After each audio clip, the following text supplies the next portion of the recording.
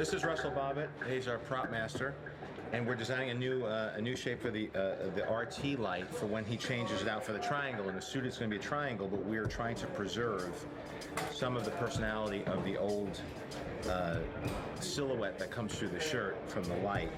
So we're trying to incorporate the triangle, but we're confined by the shape of the hole in Tony's chest. And also, when you just put a triangle, it feels kind of Superman-ish, which we want to keep it our own. If you squint your eyes, depending on your personality, you can find anything in there. I think it looks like a Jewish star. I think if you swap those two things, it looks like a Jewish star, and it seems like we're sending some weird religious propaganda message, which we're not. No, we're not. We're not. Nothing against Jewish stars. It looks good on a necklace. I don't think it necessarily looks good in Iron Man's chest. Mm-hmm. Oh, this is gonna work. You get so lost in the tech talk, and ultimately all of it is movie comic book logic, that to have something graphic going from a circle to a triangle, people will get that there is a new advance in that tech. And so keeping it graphically simple is cool. Plus it helps us build towards our Hall of Armor of many different designs, which is part of the mythology of Iron Man. Here we are. Final fitting. Doesn't she look great? What do you think? Questions, comments, concerns? She weighed 170 pounds when I hired her. Look what she got in this shape. She's been training 3 hours a day, at least, just on the stunts. Oh yeah, no, don't forget the 2 hours I spend lifting my own body weight. There's that too. She lifts her own body weight. She looks fantastic. I've eaten so much tuna sashimi since we started that I'm going to sue for mercury poisoning. We're trying to decide between this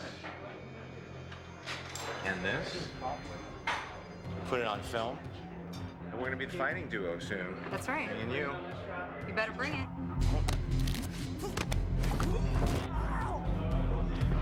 Hi, I'm Heidi. I'm Scarlett's stunt double. We've been working with her on this move for a couple weeks now, and she's actually going to maybe be able to perform it today.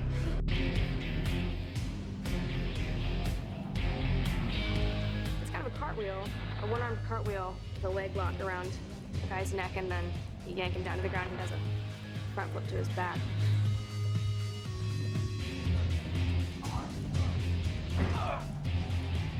Scarlett works so hard, and she's picked up so many of the moves. In fact, she can do the beginning intro into this, and she also can finish the end flop down. Oh my God! Happy, are you all right? What you just do? Sorry about that. It was just You just got served, Happy. 44 in the garage, our last day in the garage.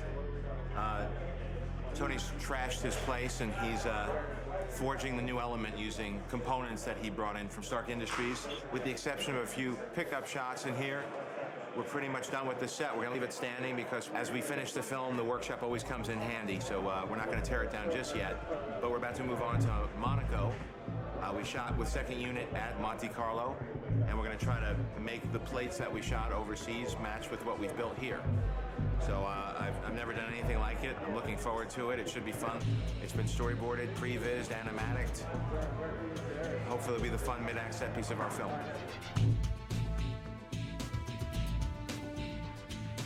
It's important to us to showcase that Tony Stark, that Iron Man is a global hero. He's a jet setter, so the idea of shooting in Monaco and the idea of actually shooting in Monaco during the historic Grand Prix was very exciting. And action! Et que quand on fasse le plan avec la Silverado, je laisserai bloquer. Monaco to me encapsulates all of Tony's worldly endeavors and also a passion of his, which is racing. The historic race of Monaco has the best of the Formula One cars. The cars all have about 500 horsepower, driven by the owner-drivers who are Tony Stark type of characters with a fairly high level of wealth.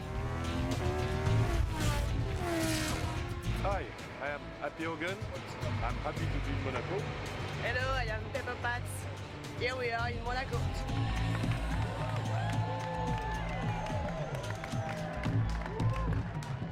3, 2, 1, go!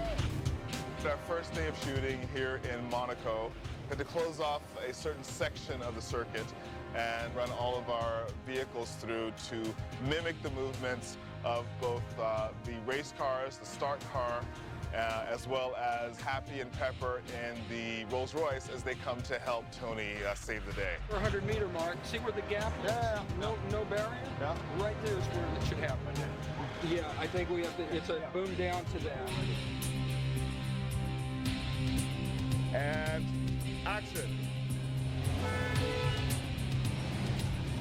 It's a combination of empty plates, sort of cars driving with cameras down the street, into which we'll add digital race cars of Tony racing, background plates behind people, just to make it feel like we're actually in Monaco. And then we'll combine that with other material we shoot in sets in LA that are also built to replicate this environment. To make it look as if the entire fight and all of the actors were here in Monaco, whereas they actually weren't. All of their work is shot in Downey, California.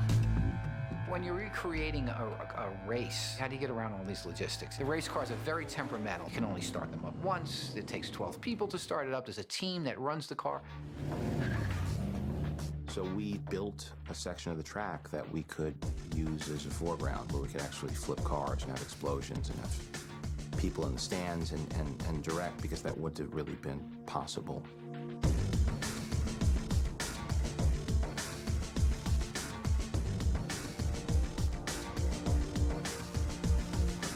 We built that track in Downey, which is a place that we shot the first film, and it's a film-friendly studio with a lot of outdoor space. So we're building a large-size set with an enormous green screen. It's a thrill, it's a challenge, it's much more complex than any sequence we did in the first film. And it's not even our biggest sequence in this film. The whole Monaco scene, I think, is just going to be ridiculously off the hook, and I'm really excited to see that whole Whiplash sequence. So Tony Stark himself is racing in the Monaco Historic Grand Prix. He brushes it off. He's going to go have fun because that's what he does. He ends up getting into trouble, and that's one of our biggest action scenes.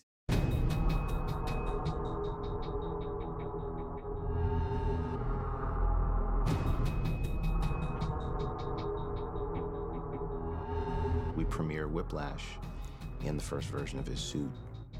He gets Tony while he's vulnerable on the track.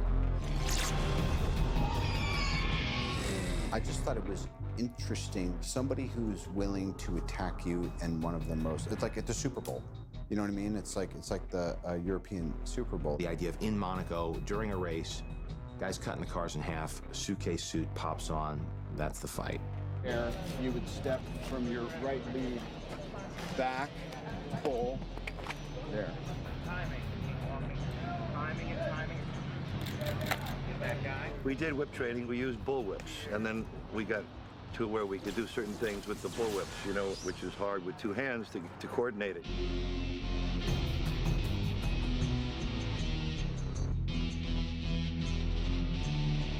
Grabs him by the neck and the arm. Yeah.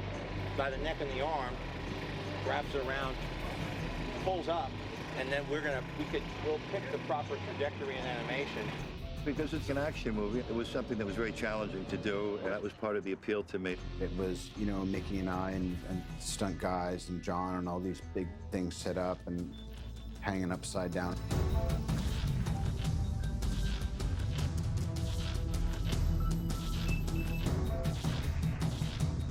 So I'm coming up with stuff around here. Yeah. And I'll do that.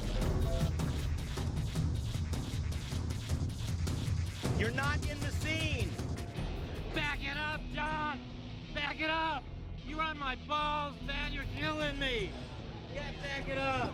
I got the wrong pages! I got the wrong pages! I don't have the whips! I don't have anything! Back it up! Back it up! With the cars blowing up and flipping in the air, it would be so easy to say, let's just do that as a digital car.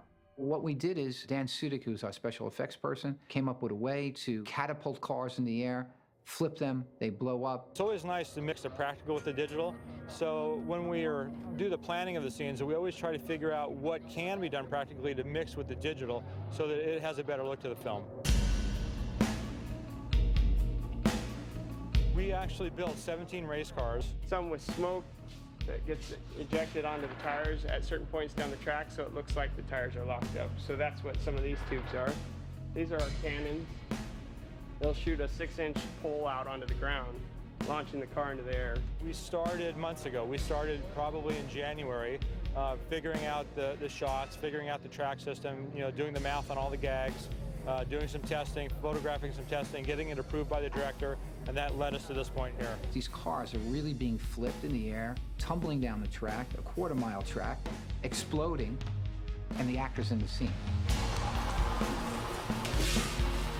It's on a ratchet, so we're going to pull it with a pneumatic device based on the position of the other car in front of it. It's one of those things where we know the acceleration and we have to calculate the deceleration so that we don't launch the cameras off and ruin the film.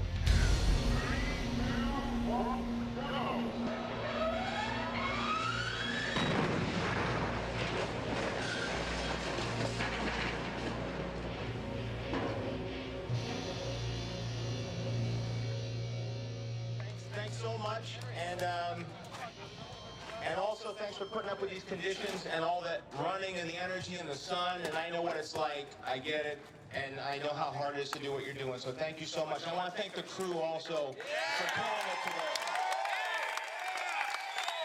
We're skipping lunch and plowing through this and doing 2 days of work in 1 day, and enjoy your weekend. It's day 30. We're here in Van Nuys Airport, but it's playing as France. This is Justin Hammer's corporate jet. See, it's this Hammer on the side. It's G5. Sure. And this is when you're whining and dining Mickey Rourke after being... Dining Mickey Rourke, the whole thing. It's crazy. It was Sam's choice that you're eating something sweet in every scene. I noticed you had a sundae going here. Yeah, I guess sundae, a little lollipop. Are you looking at the camera or at him when you're talking? I'm looking at the camera. Okay. I'm always looking at the camera. We're more in the same. I'll do my Chris Walken voice. Okay. Hammer as Chris Walken. Okay. So, here we are. Iron Man. It's a humdinger. I like Jon Favreau. Like to swing all the time. Justin's got the white suit, Tony's got the black suit. He's got the dark suit, you got the light suit. I got the light suit. You're the Yang, who's his Yin. The salt and the pepper. How many times we worked together now? We did Made together. We did Made, that's right. G-Force. G-Force. We're guinea pigs in G-Force together. And that's when we first started, we were thinking of you, and that's when I saw you. We started talking about this at the voiceover session for G-Force. That's right, we did. Making movies, very exciting. Lots of hurry up and waits. I like birds, sure, all the time. I like cockatoo. A lot of words today. A lot of words every day. We get guns, we got Senate rooms. You had a little time to prep this scene, though. That was good. We didn't change it on you too much. Yeah, a little time, a little memorization.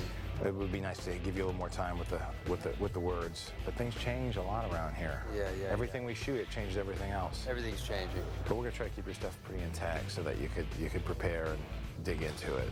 I'm changing my sexual preference on this movie. Everything's changing. Nuts. Everything's up for grabs. I want to get crazy with the cockatoo. Mickey Rourke, running around, got a bird. First day working with Mickey, what'd you think? Great, I love Mickey. He got a kick out of you. Yeah, he was awesome. Yeah. I liked him a lot, actually. He's like, who is this guy? He's good.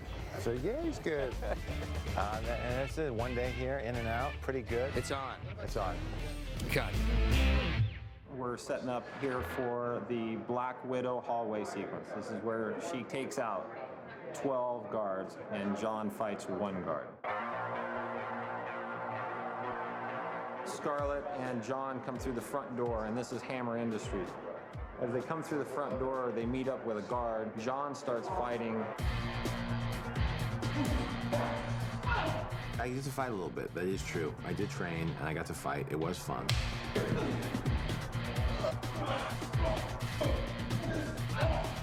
Cut. Scarlett's been doing an amazing amount of training for this. In some of the more dangerous parts of this sequence, I put Heidi in just because I can't risk having Scarlett get hurt, but this is kind of the culmination of about 8 weeks of solid training for her, about 4 hours a day. When I first saw the sequence that they wanted me to do when it was completed and choreographed, I just thought to myself, oh my God, I just don't know how this is, how am I gonna do this? Ready, and action.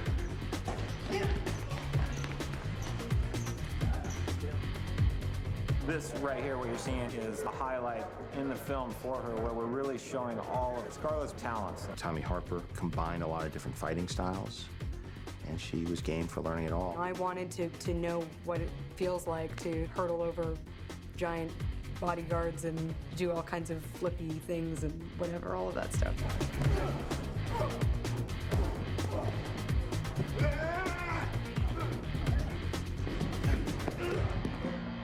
we got it. And when Tom says that he got it, then I know he got it. It was good. I looked at it. You felt good with it? I didn't see anything. Are you sure? Yeah, I know, like, we're gonna still pick up like specials. Yeah, you're right.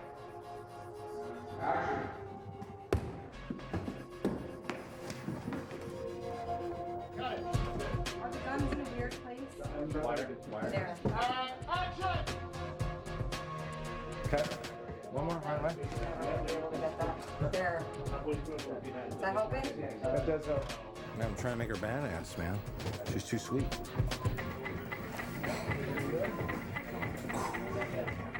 I know, I feel like it's so low, I'm practically shooting at the floor. They're wonky. Did that look like I was looking right at you? One more. He's gone. And drop the gun. It was a lot of work and it very frustrating at times. Let's do one more and have to just sort of cruise out. Reshoots? What reshoots? Is that low enough? Sure. Too low? Great. Which I'm sure you see on the behind the scenes, me just being like, why? You know, and wanting to get it right.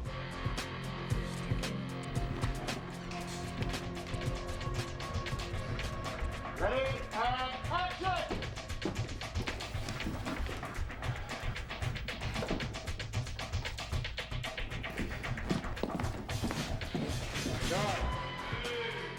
Very nice. I think I felt electricity in the room. I felt good.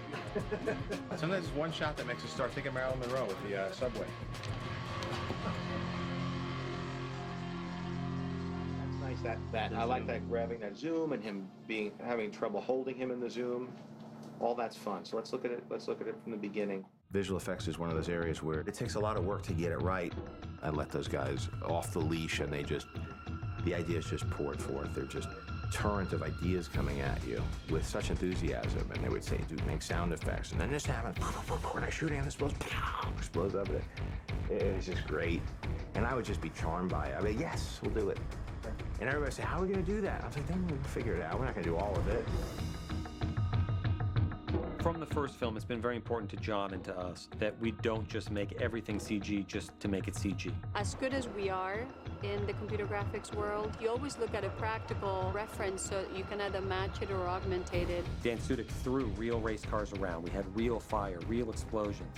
So all these decisions are being made. It's a process that takes you even through post. Everything is a rush. It doesn't matter how many months you give us, we're always sort of trying to beat the clock. A lot of ideas that would work great in 2D animated environment.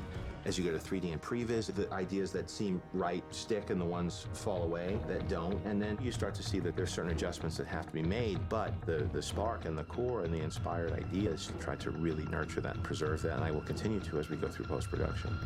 We're up against it schedule-wise. We've given ourselves less time on this film than we did last time, and it's a much more ambitious project. And this was part of the fear that I had when we had started so late. Less than 2 years to do this, to come up with the story, set it up, prep it, film it, cut it, and do all the finishing touches. It's no excuse. We're gonna have to do a great film, but it does put everybody under a tremendous amount of stress. It was ambitious to begin with, and now we've got to knock it into overdrive. So there's gonna be a lot of people not sleeping. Hundreds of people not sleeping.